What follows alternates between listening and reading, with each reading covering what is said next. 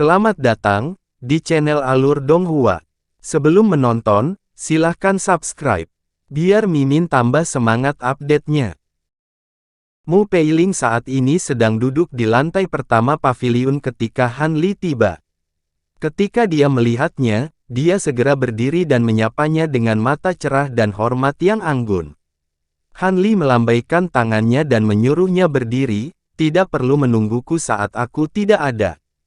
Selama pameran dagang, aku tidak nyaman bersamamu, jadi kamu boleh melakukan apa yang kamu inginkan. Simpan ini di tangan, jika Anda menemukan sesuatu yang penting atau berbahaya, tuangkan saja kekuatan spiritual Anda ke dalamnya. Tidak hanya itu akan menutupi Anda dalam penghalang roh, tetapi saya juga akan tahu lokasi Anda, selama Anda berada dalam jarak 500 km. Han Li kemudian mengeluarkan sepasang ornamen batu giok biru dan menyerahkan satu padanya. Mu Peiling sedikit tersipu dan berbisik, "Terima kasih banyak, tuanku." Dia kemudian mengambil ornamen batu giok dan menggantung di pinggangnya. Setelah memberitahu Mu Peiling bahwa dia akan pulang malam, Han Li berjalan ke lantai 2. Begitu dia melihat Han Li menghilang dari pandangan, dia melirik ornamen batu giok di pinggangnya dan memasang ekspresi rumit. Han Li dengan santai memilih sebuah kamar dan mulai bermeditasi di tempat tidur. Setelah 2 jam istirahat, dia membuka matanya dan melirik keluar jendela sebelum bergumam, "Sudah waktunya. Saya harus pergi dan berkunjung." Han Li diam-diam meninggalkan paviliun dan langsung menuju ke area familiar di kota Soaring. Dia tiba tak lama setelah di gedung yang sebelumnya dia kunjungi. Dia menatap papan nama perak dengan "Paviliun Naga Kristal" yang ditulis dengan emas saat dia menggosok dagunya dan melirik ke interior yang gelap gulita sebelum segera menuju ke dalam. Saat Han Li memasuki gedung, seluruh ruangan tiba-tiba menjadi cerah. Duduk di ujung meja panjang, Taoist Heaven Crystal tersenyum pada Han Li dan berkata, "Selamat datang rekan Taoist. Anda menghormati paviliun saya dengan kehadiran Anda sekali lagi, dan Anda tepat waktu. Saya tidak berharap rekan Taoist Han menjadi karakter yang tepat waktu. Karena saya yang berinisiatif untuk membuat janji, bagaimana saya bisa terlambat? Dilihat dari penampilan Taoist Heaven Crystal, sepertinya Anda sudah menunggu beberapa waktu. Anda memberi saya cukup ketakutan." Han Li menyapu lengannya dan kekuatan tak terlihat menutup pintu di belakangnya. Taoist Heaven Crystal terkekeh dan berkata, "Setelah kamu pergi, kamu tiba-tiba mengirim transmisi suara yang mengatakan bahwa kamu memiliki lebih banyak batu jiwa. Apakah Anda mengatakan yang sebenarnya?" Taoist tua itu menyipitkan matanya dengan ragu saat dia berbicara. Han Li menjawab dengan hanya menamparkan kantong penyimpanannya dan mengeluarkan permata hijau yang sama besarnya. Itu berkilau dan memancarkan yin qi yang menakjubkan, sementara Han Li menatap Taoist tua itu dalam diam. Setelah melihat bagaimana Han Li mengeluarkan batu jiwa dengan tingkat yang sama dengan sebelumnya, wajahnya menunjukkan sedikit kegembiraan dan dia dengan tidak sabar berkata, "Jelas bahwa kamu mengatakan yang sebenarnya. Jika saudara Han memiliki lebih banyak batu jiwa dengan kualitas ini, Taoist yang rendah hati ini bersedia membeli semuanya dari Anda. Batu roh, bahan, jangan ragu untuk menyebutkan. Taoist Heaven Crystal, jangan terburu-buru. Saya pasti berencana untuk memperdagangkan batu jiwa dengan Anda, tetapi sebelum itu, saya ingin mengajukan 2 pertanyaan kepada Anda. Selama Anda menjawabnya untuk kepuasan saya, pertimbangkan batu jiwa milik Anda." Han Li dengan santai melemparkan batu jiwa ke Taoist Heaven Crystal saat dia selesai berbicara. Taoist Heaven Crystal menangkap batu jiwa dengan sedikit terkejut saat dia menatap benda itu, dengan bingung. Setelah hening beberapa saat, dia menghela nafas dan berkata, "Rekan Taoist benar-benar bertindak dengan murah hati. Sepertinya pertanyaannya tidak akan sederhana. Selama saya bisa menjawab, Taoist yang rendah hati ini pasti akan memuaskan Anda." Setelah itu dikatakan, Daoist Heaven Crystal dengan hati-hati menyingkirkan batu jiwa dan memulihkan ekspresi tenangnya. Karena kamu sudah setuju, aku akan terus terang. Apakah Anda memiliki informasi tentang esensi aura? Ketika saya menyebutkan informasi ini selama pertukaran, ekspresi Anda menjadi aneh. Sepertinya kamu tahu sesuatu. Mempertahankan ekspresi tenang, Daoist Heaven Crystal perlahan menjawab, itu benar, Daoist yang rendah hati ini memang memiliki beberapa informasi. Namun, informasi ini tidak dapat diandalkan dan karena itu saya tidak dapat melakukan perdagangan lebih awal. Jika rekan Daoist Han benar-benar ingin tahu, saya dapat memberi tahu Anda. Bahkan jika informasinya tidak akurat, saya masih ingin mendengarnya. Tolong katakan. Meskipun Han Li telah memperkirakan ini akan terjadi, dia tetap tersenyum. Bahkan jika saya tidak mengatakan apa-apa, rekan Daoist akan mengetahui hal ini dalam beberapa hari. Menurut teman lama saya, manajer rumah lelang, ada bongkahan esensi aura yang akan dilelang selama pertemuan perdagangan. Namun, tampaknya pemilik esensi aura hanya ingin menukarnya dengan item lain. Karena mereka belum secara resmi mengajukannya, masalah ini masih belum pasti. Namun, jika esensi aura benar-benar disiapkan untuk dilelang, sekte-sekte budidaya pedang itu akan bersedia menghabiskan seluruh kekayaan mereka untuk mendapatkannya. Harapan rekan Daoist untuk mendapatkannya benar-benar buruk. Ekspresi bahagia Han Li berangsur-angsur digantikan oleh senyum masam, sementara jamur esensi merah, berusia 3000 tahun mungkin bernilai 100.000 batu roh, sesuatu yang langka seperti bongkahan esensi aura, seharusnya bernilai beberapa ratus ribu. Jika disiapkan untuk dilelang, biaya itu bisa berlipat ganda. Dia masih sadar akan keterbatasannya. Meskipun dia memiliki banyak kekayaan, dia tidak bisa dibandingkan dengan seluruh sekte. Setelah itu dikatakan, ada sedikit perubahan dalam pikiran Han Li. Dia dengan tenang berkata, bagaimanapun, saya harus berterima kasih kepada rekan Daoist atas informasinya. Mengetahui hal ini, saya memiliki kesempatan untuk menyiapkan beberapa batu roh terlebih dahulu. Ah ya, apakah rekan Daoist akan mengetahui identitas pemilik esensi aurat? Saya ingin mengunjungi mereka sebelumnya. Daoist tua itu memutar-mutar janggutnya yang panjang dan tersenyum, saya tidak yakin dengan identitas mereka. Saya hanya tahu bahwa orang ini adalah kultivator jiwa baru lahir dari Persatuan Sembilan Bangsa. Mereka saat ini tinggal di sebuah gunung kecil di sebelah barat kota. Jika rekan Daoist berusaha, seharusnya tidak terlalu sulit untuk menemukannya. Terima kasih banyak atas informasi rekan Daoist. Itu akan menjadi informasi yang cukup sehubungan dengan esensi aurat.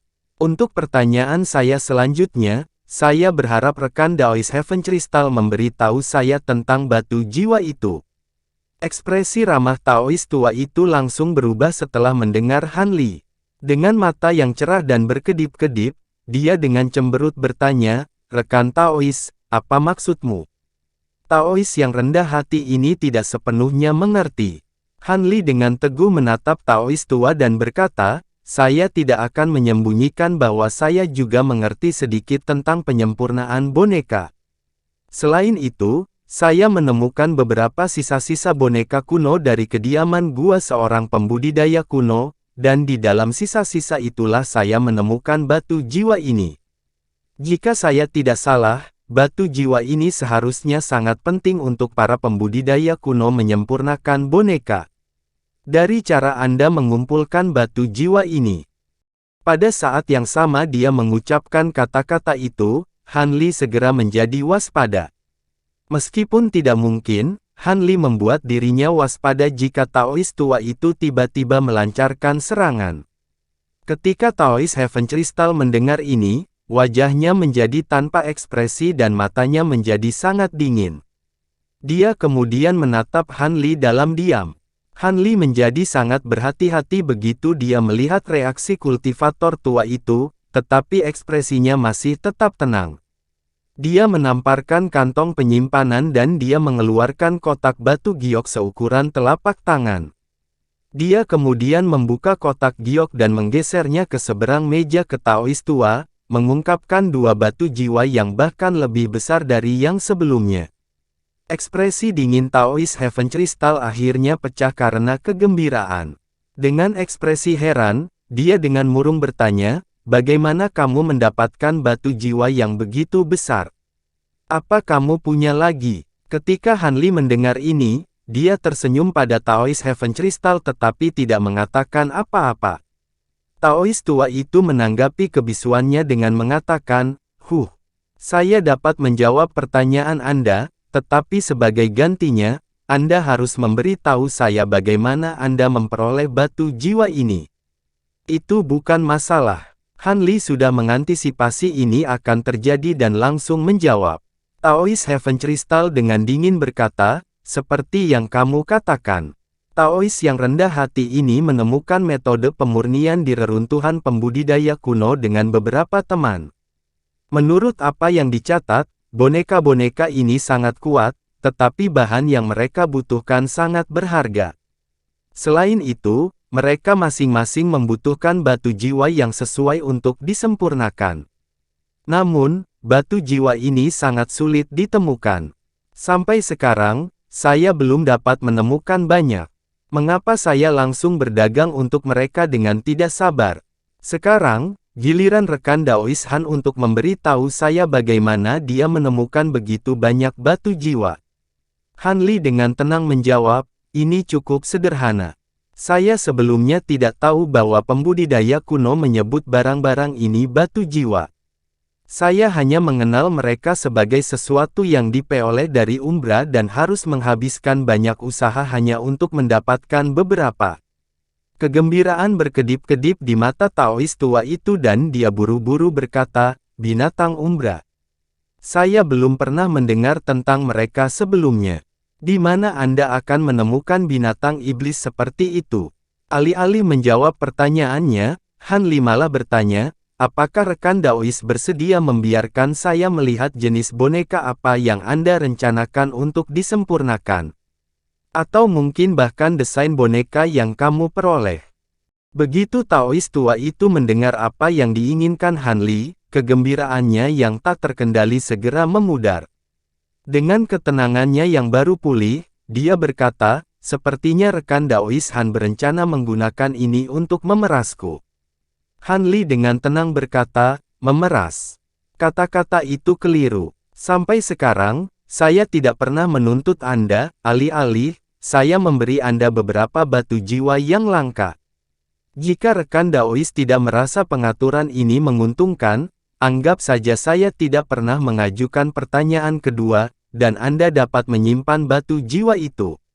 Ekspresi Taois Heaven Crystal santai dan kemudian mulai goyah sementara Han Li hanya berdiri di samping tanpa mendesaknya sedikit pun. Setelah beberapa lama, Taois tua itu dengan dingin berkata, "Jika saya memberi Anda desain boneka, Anda sedikit banyak akan dapat mengetahui apakah itu sah. Tapi bagaimana aku bisa tahu jika kamu mengatakan yang sebenarnya tentang binatang Umbra?" Han Li menjawab dengan nada tenang, "Sejujurnya, bahkan jika rekan Daois tahu di mana binatang Umbra, dia tidak akan memiliki metode untuk sampai ke sana.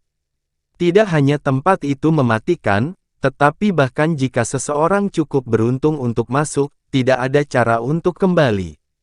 Bahkan aku hanya nyaris tidak bisa melarikan diri hidup-hidup. Bahkan jika Anda tidak mempercayai saya, batu jiwa saya sama saja. Saya akan memberikan sebagian kepada Anda untuk desain penyempurnaan boneka. Cukup sehingga rekan Taois pasti tidak akan menderita kerugian. Selain itu, apa gunanya metode penyempurnaan boneka tanpa batu jiwa yang diperlukan untuk menggunakannya?" Taois Heaven Crystal mengerutkan kening dan mengungkapkan sedikit keraguan. Setelah Taois tua itu mempertimbangkan apa yang akan didapat dan apa yang hilang, ekspresinya menjadi santai sebelum dia berkata, "Baik. Saya tidak tertarik untuk merenungkan apakah sumber yang diduga dari batu jiwa Anda itu nyata. Saya hanya akan bertanya berapa banyak batu jiwa yang Anda rencanakan untuk digunakan untuk ditukar dengan desain penyempurnaan boneka. Jika terlalu sedikit, saya lebih suka memonopoli mereka. Sementara Hanli senang dengan hasil ini, dia tidak mengkhianati apapun dalam suaranya. Saya harus melihat nilai dari desain boneka kuno terlebih dahulu. Jika mereka hanya pada tingkat boneka yang diperdagangkan pada siang hari, maka saya tidak tertarik untuk melihat mereka. Taois tua itu memasang ekspresi aneh, boneka-boneka itu hanya barang cacat yang saya temukan. Dari apa yang Anda katakan, tampaknya semakin kuat boneka ini, semakin banyak batu jiwa yang bersedia Anda bayarkan. Hanli mengerucutkan bibirnya, itu benar. Jika ada desain untuk memperbaiki boneka yang dapat menandingi serangan seorang kultivator jiwa baru lahir, saya akan bersedia menukar 30 batu jiwa untuk itu. Taois Heaven Crystal dengan serius bertanya, apakah batu jiwa ini memiliki kualitas yang sama dengan yang Anda berikan? Mungkinkah benar-benar ada desain untuk boneka kuno pada tingkat pembudidaya Nas Chansol? Hanli kagum dengan prospek itu dan segera menjadi sangat gembira. Tanpa menahan diri, dia berkata, sejak kapan kata-kataku salah? Baik, slip giok ini berisi desain untuk boneka kuno. Saya akan langsung memberikannya kepada Anda, bukan meminjamkannya. Taois tua dengan cepat mengeluarkan slip batu giok putih dari kantong penyimpanannya dan melemparkannya ke Hanli sementara ekspresi licik muncul di wajahnya. Hanli tercengang oleh tindakannya dan samar-samar merasa ada sesuatu yang salah. Setelah beberapa pemikiran, dia mengambil slip batu giok dan menyapu indera spiritualnya melaluinya. Setelah beberapa lama, kulit Hanli berfluktuasi antara merah dan putih sebelum dia mulai memelototi Taois Heaven Crystal dalam diam. Pria tua itu balas menatapnya dan berkata, ada apa?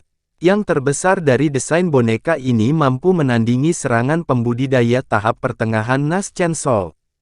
Apa ada yang tidak sesuai dengan permintaanmu? Hanli dengan marah berkata, bagian mana tidak? Bahan utama untuk boneka ini adalah bahan yang menantang surga pada tingkat kayu besi berusia 10.000 tahun. Dan bahan tambahan tidak hanya langka, saya bahkan belum pernah mendengarnya. Di mana saya harus menemukan mereka? Hehe, Anda memiliki simpati Taois yang rendah hati ini, tetapi hanya sedikit yang bisa saya lakukan. Lihat sisi baiknya, ada ilustrasi yang menyertai setiap materi. Mungkin rekan Taois mungkin menemukan mereka dengan cukup beruntung dan bahkan akan berhasil memperoleh cukup banyak untuk membuat boneka. Seperti yang diantisipasi Taois tua, ekspresi Hanli dengan cepat menjadi marah dan dia bertanya, mungkinkah rekan Taois Heaven Crystal telah menemukan materinya? Kenapa lagi dia mengumpulkan batu jiwa? Dengan ekspresi tenang, Taois Heaven Crystal berkata, kapan Taois yang rendah hati ini mengatakan bahwa dia akan secara pribadi memperbaiki boneka? Saya hanya menemukan 2 boneka setengah jadi dari reruntuhan. Dengan batu jiwa ini, saya akan dapat menggunakannya. Tidak perlu bagi saya untuk membuatnya dari awal.